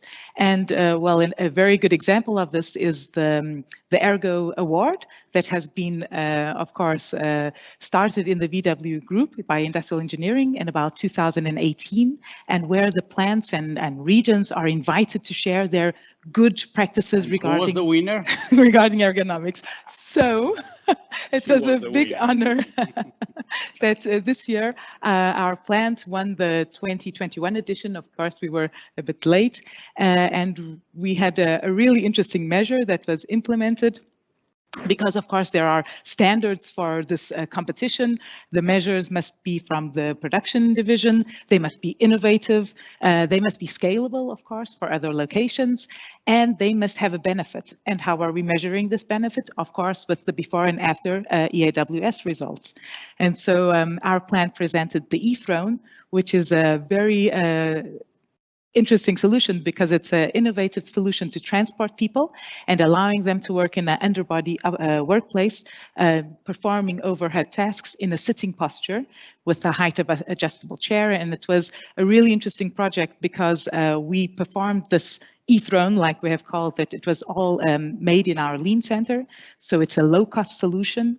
And we had this idea being given by the team leader from the production line, and it had all the feedback from the workers integrated into the solution. So we can see that we are really taking in hand what are the workers' needs and giving them the benefits that they need. So another highlight you said for me to highlight the features is that we can use the results from EAWS, or at least in our plant, and I know the rest of the group is also doing it, not only for corrective or preventive actions. We are also using the results to plan organizational methods. So an example of this is a recent project that we are doing with PhD students with the Nova Science School of Science and Technology and the Faculty of Human Kinetics, where we are using a genetic algorithm to create a tool, a digital tool, to support the team leaders when they want to plan the rotation plan for the workers. And of course, this tool has high technical validity because it is using the EAWS results. And the outputs, of course, is that the team leader can improve the time that he needs to plan the rotation plan, because we are shifting from a manual process to an automatic process. And also, there is a high monitoring of the workers because the daily risk exposure is then recorded in the database. And so we can have positive outcomes for health. This has a clear link in relation with the efficiency and ergonomic assistant. We have just seen in Carlos' presentation. Yeah, exactly. So probably, it is worth to compare and discuss this, this application. But there is one point I want to take out from very important, in my opinion, also for my experience, which is the link with Manuel, which is the integration of work analysis data, typically MTM or any kind of study, and ergonomic analysis. So the integration of the two data set, it is very relevant. And the question for you, Manuel, is since we are doing this in the project we are running with you in Cassinetta, in the plant. Cassinetta is Varese, my hometown. Manuel and myself and we are coming from the same city. Do you see a value in the integration of industrial engineering and ergonomics competencies, systems and tools? Now, which are the hardest roadblocks to win, to break down in our poor country, Italy? Okay. So thank you for the question. Definitely, I do see a value in integrating those competencies, and I will try to tell you why. When we redesign a workstation, a workplace, our objective is to increase productivity, and we normally do it through non-value added activities elimination. One part of this non-value added is coming from non-ergonomical activities or movement. By eliminating those, by default, we improve ergonomics. The other, instead, are simply elimination of other movements that then translate into the increase of frequency of task.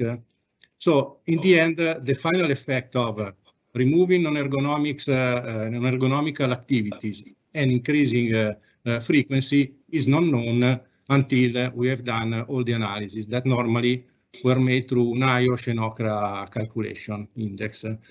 So having the capability to consider upfront in the design phase the combined effect of what we are doing is saving us a lot of time. No?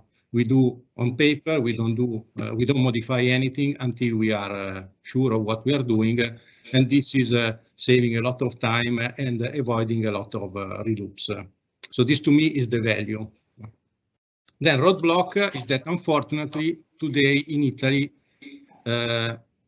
authorities do not know this methodology, and as a matter of fact is not recognized. So in the end we are obliged to use the two methodologies, OCRA and NIOSH and EAWS.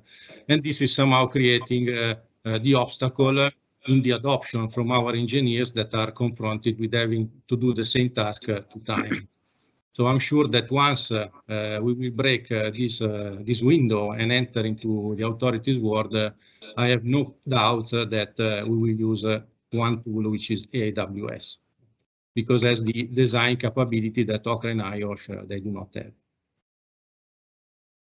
Thank you. Perfect answer, Manuel. This is a very relevant point in our country and also in some other countries, like, for example, in Spain, they have the same problem, in Brazil also. And, you know, for your information, we from Fondazione Ergo are paying a lot of efforts. I'm personally involved in the ISO 10 working groups, you know, reviewing the standards, you know, the biomechanical load related standards like the 11228 series and the 11226 dealing with postures. And, you know, scientifically, technically, we have demonstrated very clearly the alignment of EAWS with the existing technical norms. And we benefit from the very wide, you know, application of EAWS worldwide, and Volkswagen is just one example. So be positive. No, we are doing that, and I'm sure that in the very short term we open the window.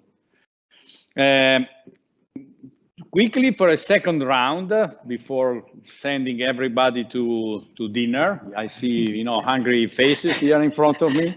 You know, a second question for you, Jack. You know, how NIOSH is working to incorporate new technological solutions in its technical norms, dealing with biomechanical load. You know, Francesco mentioned it a few minutes ago, a technical norm dealing with exoskeletons, but in general, what is the trend you have in US? Yeah, we at NIOSH, I don't think everybody, even not just NIOSH, we don't have a solution yet. For example, I think some of those previous speakers mentioned about if you put the exoskeleton on workers, now none of the risk assessment methods apply anymore because your internal loading is being altered by the lifting or the shoulder access devices. So what we ought to do is really just to focus on the research part of this area to figure out how are we going to develop the new risk assessment methods. I really want to emphasize the method just because what we are doing right now, we're trying to so-called to automate the risk assessment method.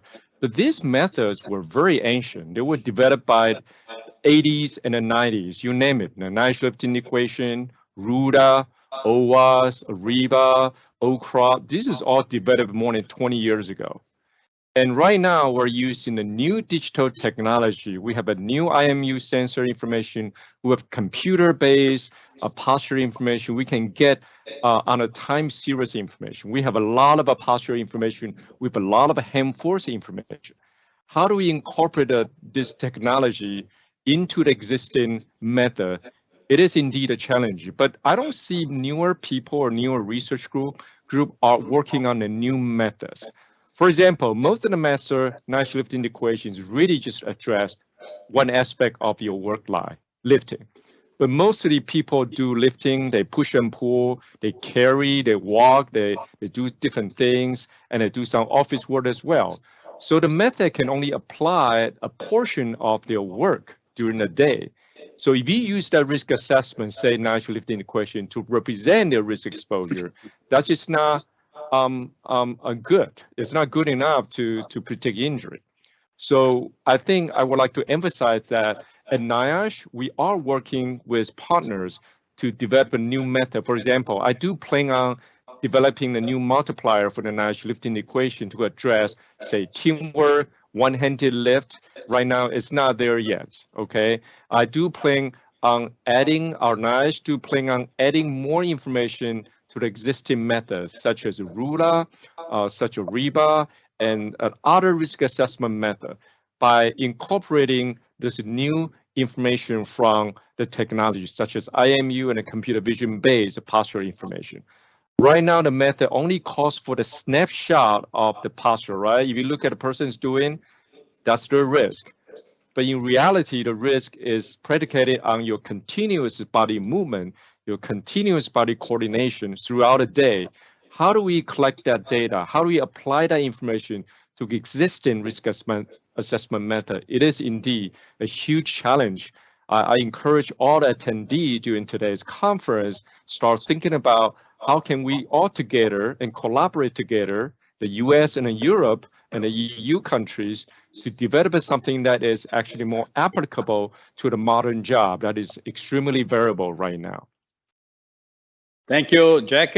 We will receive your invitation, and we will be happy to bridge our groups in further research projects. Thank you very much, Jack. Second question for you. So how well the Volkswagen operating model is capable to prevent work-related musculoskeletal disorders, but throughout the entire product life cycle, let's say at least from product development down to production, excluding the service which is out of the factory. Okay, well, maybe speaking about the modus operandi that we had in our plant when we did the T-Rock launch in 2017, the first step was to do an ergo potential list where we documented all the critical processes that we had with the current model.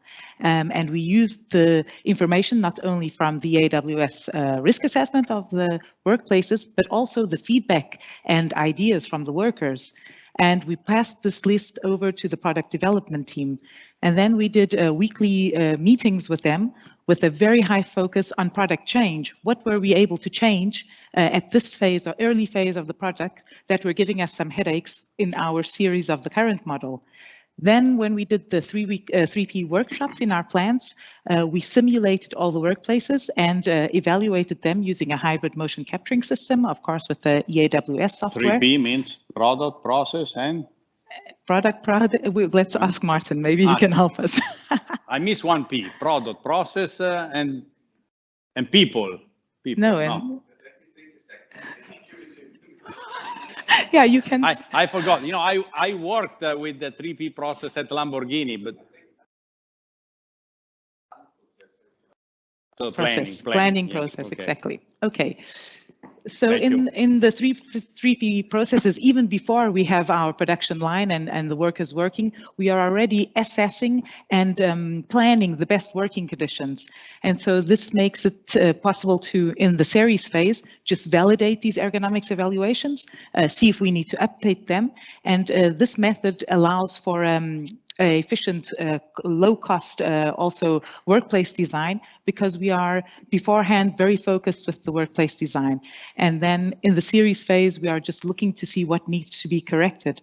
So this is how we can give better working conditions to our workers. Thank you very much. And it's important to have a standard process. That's why, of course, we talk about the production system and operating model. And last question to you, Manuel. What is the state of the art of the introduction of EAWS in Whirlpool EMEA, or if you want to focus on your plants as you wish? I mean, which processes are we working on in which plants, and what are the future expectations? Yeah, as you know pretty well, we are introducing EAWS in the frame of the PMP project. So we are doing it in Cassinetta in all our 3 factories, so refrigerators, microwaves, and oven. For the time being, we have chosen a model area which are 3 lines in those 3 factories. Then the plan is for sure to roll it out to the full Cassinetta site, and then following our priorities to the EMEA footprint, let's say. So I think this is where we want to be and where we want to go as soon as we have finished the lighthouse in Cassinetta. Thank you, Manuel. So this makes me very, very happy, very proud, because EAWS has been, you know, our baby for 4 years. And I believe that, you know, regardless the situation with the recognition standards and so on, you know, on the market, in the industry, EAWS has become really a global system. You know, it's used extensively. I wrote a paper a few years ago estimating how many workers are working under EAWS design, and you know, we have reached a tremendous number, and I'm sure that today, if we update that number, it will be, you know, probably we overcome 1 million of workers. So guys, you know, sorry if we are late, despite we work with TMUs. We broke the limit by 20,000 TMUs, more or less. I thank you, our speakers. It was a pleasure. Thank you for hosting me. Yeah, well, it's a pleasure. We see next week with our legs under the table, no, eating good food and drinking good wine. And Jack, I hope to see you soon in one of the next ISO meeting. We miss you. We miss fresh ideas. Thank you for inviting me. You can hear me. My headset died earlier, so can you hear me? Yes, we can. Thank you. Yep. Perfect. Thank you for inviting me, Gabriele. Thank you. Bye-bye. Good night and buon appetito. Ciao. Grazie.